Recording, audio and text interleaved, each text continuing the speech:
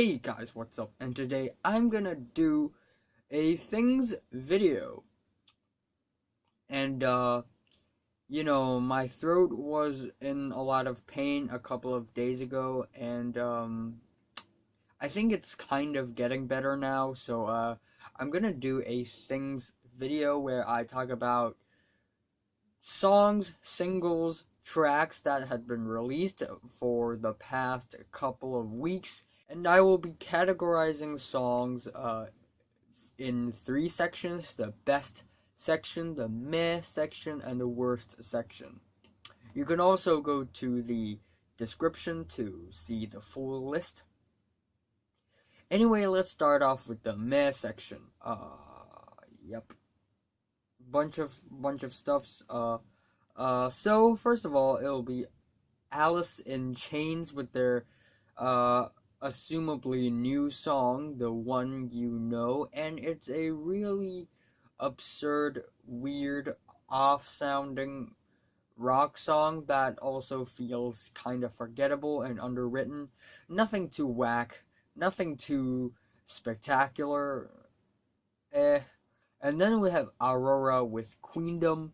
At first it sounds like it's gonna be a banger, and then as the track continues on, it turns out it's not like the song's terrible or anything, but it's a pretty predictable pop song, I guess. Well, the next one on the list is Celine Dion with Ashes. What? So, Deadpool 2 is a movie, and it's gonna be released very soon. And to make things even funnier, they actually got Celine Dion to make a song for Deadpool, a very dramatic and emotional and powerful song, and it's just and a very cheesy and sloppily cheesy song as well. Like damn, like come on. It's fucking Deadpool, like you never know what's gonna happen.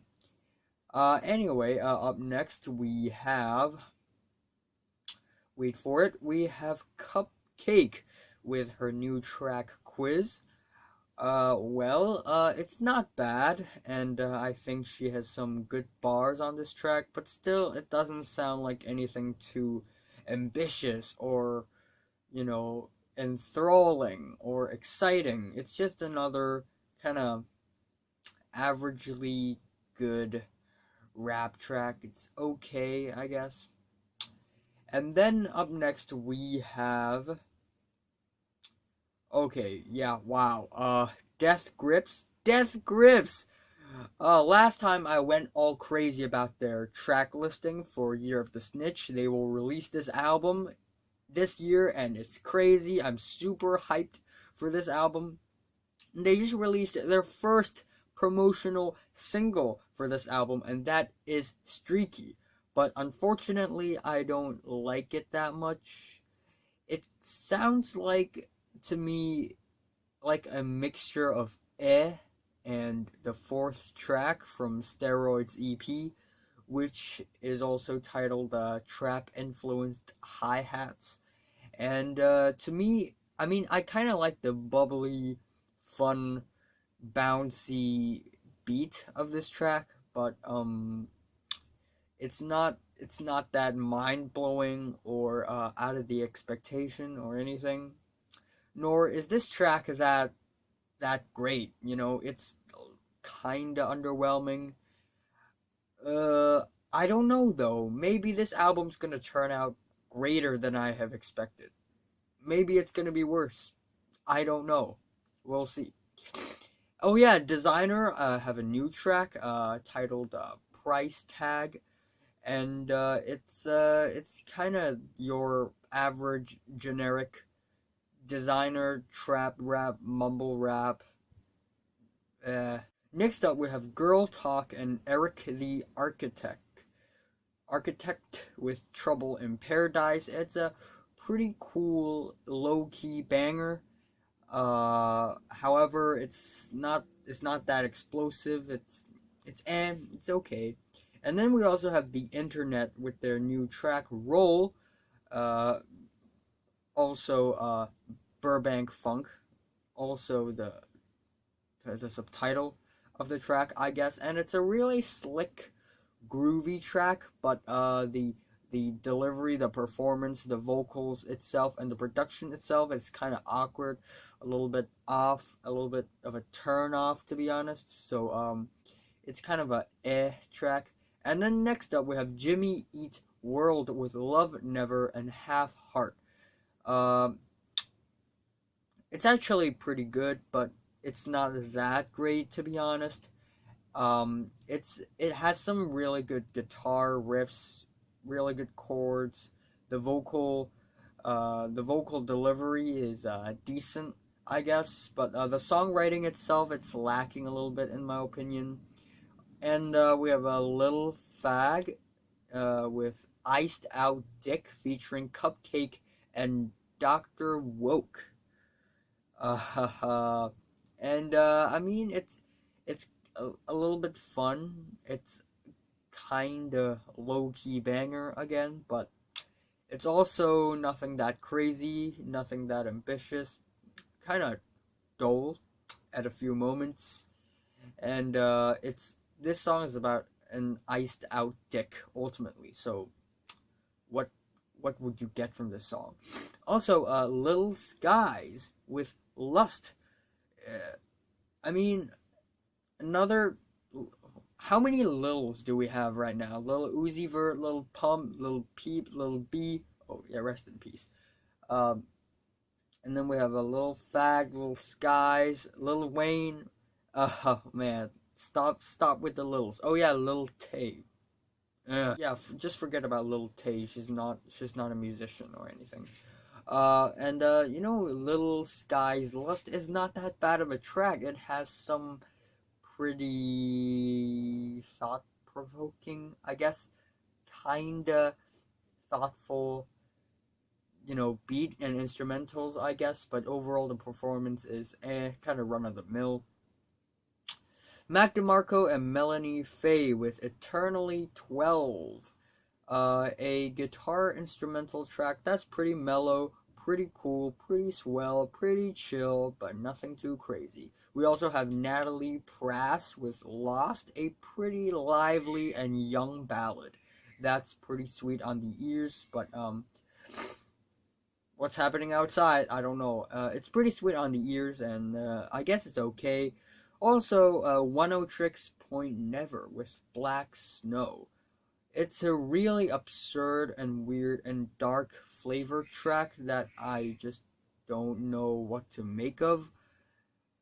I don't like it that much either, but it's not that bad either. I kind of like how experimental this track is, and oh my gosh, wait a second. Okay, another track would be Parquet Courts with Mardi Gras Beats. And it's a pretty dreamy, soft,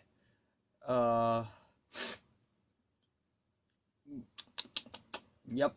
I mean, it's not bad. It's actually pretty good. It's actually decent, but it's not as funky and as groovy and as hard-hitting and as fun as Wide Awake or their other track, In and Out of Patience, Almost Start a Fight. And this track's pretty dreamy and psychedelic though, so it's also okay. Royce da 5'9", Caterpillar featuring Eminem. Wow, like Royce da 5'9" and Eminem has great flow and great rhymes and lyrics on this track. I mean, their performance and their delivery is amazing. The only thing that I'm not too fond of about this track is the instrumentals and the singing. The singing is kind of underwhelming, to be honest. It's kind of and the beat, the instrumentals is a little bit drab, I guess.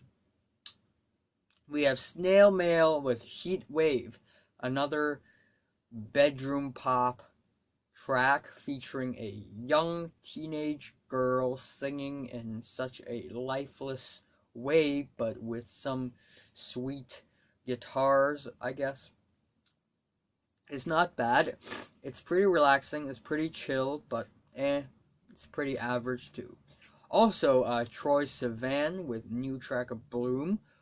It's not that bad of a track. I mean, I didn't expect this track to be this okay. I mean, I thought it's gonna be pretty bad before I listened to the song, but you know, it's actually okay. It's actually kinda danceable, kinda groovy, a little bit at first, but still kinda generic, kinda cliche. So just gonna pass that track. Alright, so getting into the worst tracks. ASAP Ferg and Ellie Fanning. Moon River. What? Who the fuck came up with the idea of ASAP Ferg and Ellie Fanning doing a cover of Moon River? I mean, no offense to Ellie Fanning. She's a pretty cool actress, but oh, jeez, this track is horrendous. Like, at first, like, Ellie Fanning's not, like, a great singer or anything, so she kind of sings Moon River in a pretty boring way, and then suddenly the beat comes out, and then ASAP Ferg starts to rap over this Moon River beat. Like, ugh. Next up, we have Bad Baby with Gucci Flip Flops featuring Lil Yachty. And it's your average, generic, cliche, trashy trap rap song performed and probably written by a talentless rapper who's not even 18 years old yet. And yeah, this song is bad. This song is bad, and the feature is also pretty lifeless, pretty dull. And in the music video, Danielle Bregoli is portrayed as this bad influence, and wow, like, it's like she's trying so hard to be edgy, like, wow, I'm poisoning all the kids, I'm bringing this society down, I'm so evil, whoa, kill me. Christina Aguilera, Accelerate, featuring Ty Dolla $ign and 2 Chainz. And neither Ty Dolla $ign and 2 Chainz are bad on this track. What's bad about this track is how absurd and ridiculous it sounds. Like the instrumentals and the rapping and the vocals, it never really came together. And on top of that, like, this song has some really, like, horrendous mixing and songwriting. It's a mess. It's a mess. What am I even listening to? Next up, we have Dirty Projectors with Breakthrough, a pretty sloppy, boring, I guess, pop track that's surprisingly underwhelming and underwritten. Also, Future, No Shame, featuring Party Next Door. I mean, Future and Party Next Door on this track really have zero chemistry whatsoever. You know, Future can't sing, and Party Next Door can sing, so when you put them two on a track together, it's like Future's trying to catch up, and it's just a mess. Kanye West, new tracks, Lift Yourself and Ye versus the People. First of all, Lift Yourself. I mean, it has a pretty groovy, dancey beat. It's pretty uplifting, I guess, but it has lost the KanYe charm that we heard a lot in The Life of Pablo. It's just a pretty average beat, and he kind of raps in a really average, kind of disappointing way, and then towards the end of the track, he just breaks into this fiery verse. Scoop-diddy poop, scoop-dee-whoop-dee poop, scoop-dee poop. Like, what in the fuck is going on in Kanye's mind? What is this track? Is he trolling? Like, like, this verse is so trash to a point where I think KanYe might be trolling us. Like, it's just a troll, it's just a little throw-off track. But yeah, it's bad. And then Ye versus the People is the track where it gets more political than it is good. On this track, Donald Trump defends himself on the stance that he supported Donald Trump, and man, this track is so delusional. It's cringy. Like on this track, KanYe kind of said, like on this track, KanYe kind of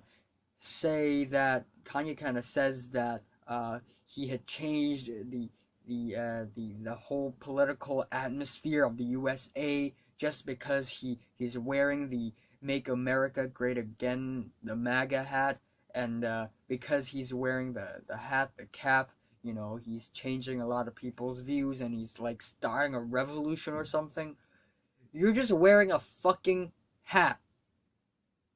It doesn't really mean anything to most people in the world.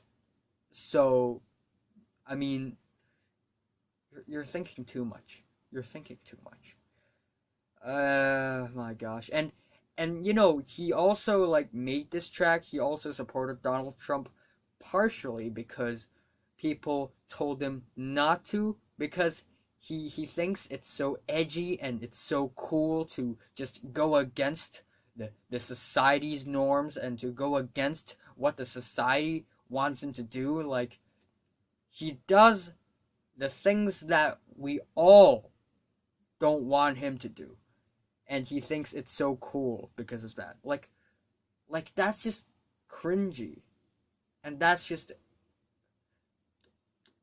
that's making me speechless. Anyway, I mean, don't hate me for this, but new Mason Ramsey track, Famous. It's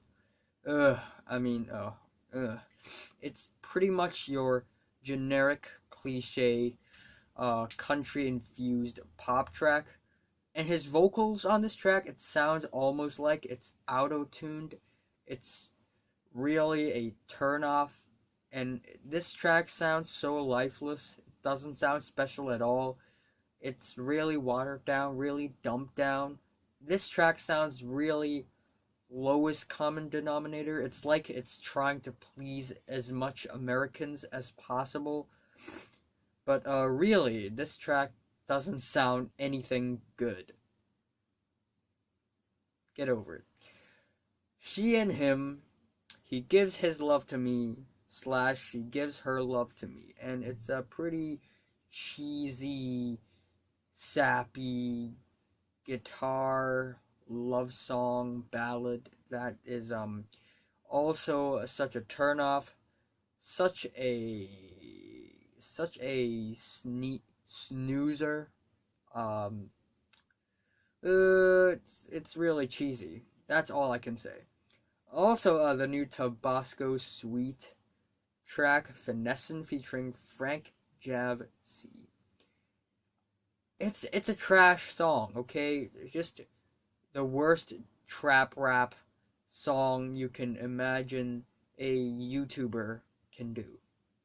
However, the only reason why I don't hate this song that much is because it's the point. It's bad, and that is the point. It's a parody song. I mean, I don't know for sure, but clearly from you know, the vocal deliveries, from the beat, you know, clearly it's probably just a parody song just to poke fun at, you know, mainstream trap rap nowadays. So it's bad, and that's the point. Also, Tanya Tagak and Damian Abraham, or Tagak, whatever, and Damian Abraham, Run to the Hills, which is an Iron Maiden cover, and they too have no chemistry whatsoever. I mean, they both have very distinct vocal styles, and the way they covered this track, it's like it's ruining the track, because it's just twisting and distorting and blending and just sabotaging this track so much it's now a mess. I don't. Oh crap. Also, gonna put this track in the melodic melodic section. Calchuchesta with Slap Chop. It's trash. But anyway, let's talk about the best tracks. Well, we have At the Gates with Daggers of Black Haze, and it's a really visceral, really flavored, a really vibrant track with some soaring guitars and other instrumentals as well. And overall, I just really love the performance of this track. It's really tense, and overall, it has a lot of flavor to it. It has a lot of personality to it. Beach House with Black Car. I'm loving this new direction that Beach House is going, because they are becoming more and more experimental. You know, who'd have thought that they were actually a dream pop band before, and now they're producing some of the weirdest and wackiest and entrancing and cutting edge electronic pop, and it's really intriguing. It's really, really intriguing, and I'm liking it. New track from Big Ups with Imaginary Dog Walker. It may sound like a bit of a turnoff at first. It may sound kind of underwhelming at first, but once you get the groove, once you get the beat, it's actually pretty smart of a song because of how it's composed, because of the way it's performed as well. So, you know, pretty odd, but it's a pretty good song as well. Blanck Mass with Odd Scene and Shit Luck. Two very loud, noisy, industrial, and technical, just noise tracks or metal.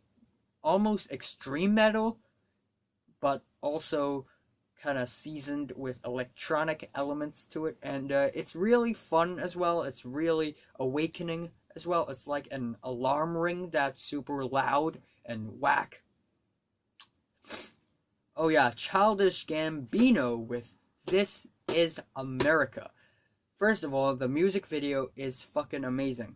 Although it's kind of awkward with the dancing and stuff, but that is kind of the style, and I really love the long takes and the running, you know. Donald Glover's performance on that video is amazing. Just amazing. Wow. And the track itself is actually pretty good, although it may not sound good to some of his fans who really enjoyed his last record, Awaken My Love. You know, melodically speaking, this track isn't that great, but when it comes to the beat and the performance of the track, this track really hits hard. It's such a trap banger. And yes, like, Childish Gambino is embracing the trap genre itself, and not in a bad way. You know, when musicians started to, you know, embrace the trap genre, usually it gets stale, it gets cringy, but the way Childish Gambino does it on this track really hits hard, because it has a lot of texture, it has a lot of personality, and the beat itself, it's actually really, you know, really special, really innovative in a way.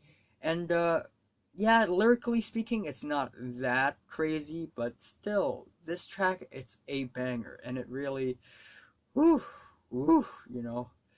And it also has a meaning to it. You know, the USA, a lot of mass shootings had happened in the past, I mean, a lot of years.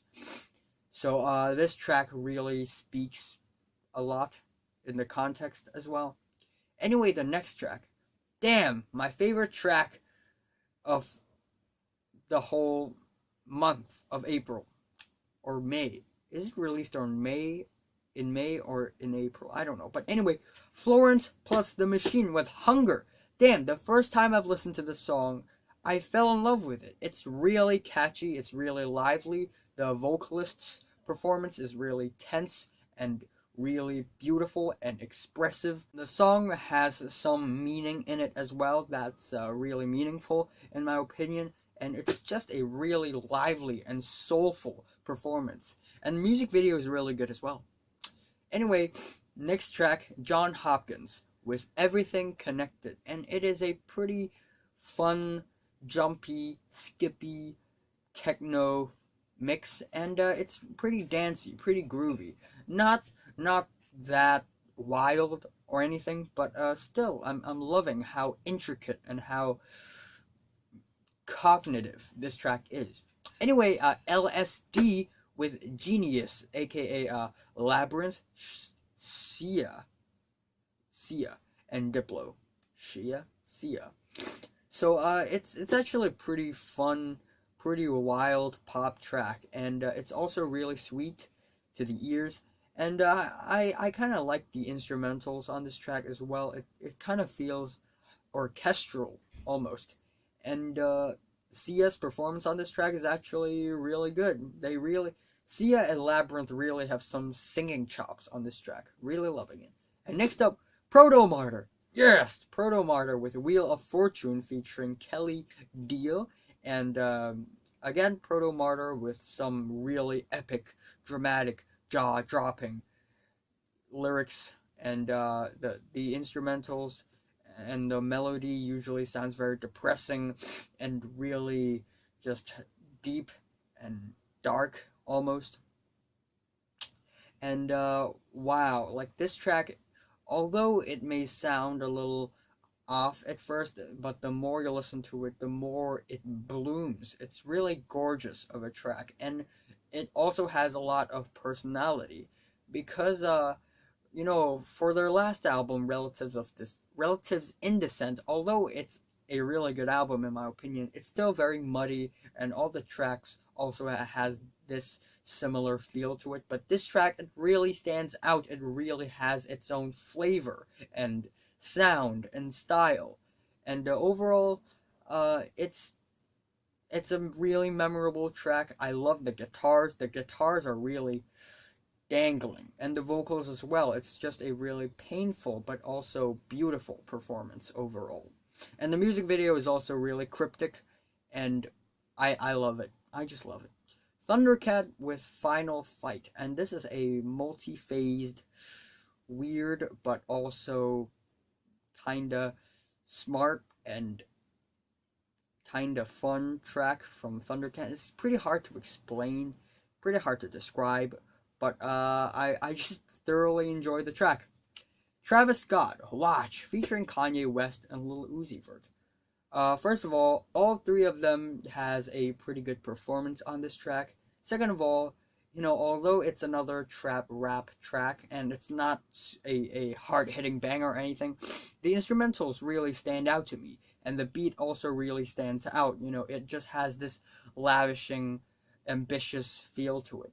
And the last track that I'm going to mention is Zeal and Ardor with Waste. And it's super weird and odd, but I just love it.